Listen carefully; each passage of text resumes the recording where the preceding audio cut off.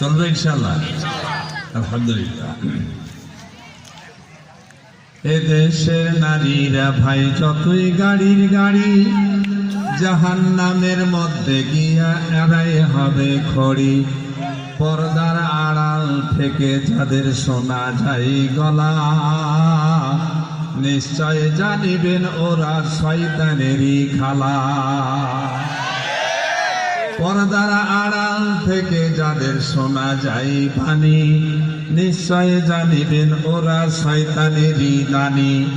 বাংলাদেশে নারীরা ভাই, বাংলাদেশে নারীরা ভাই পর্দা মানে না, তাই তো বর্তমান বাংলাদেশ বাজারে যৌতুক ছাড়া বিবাহ হয়।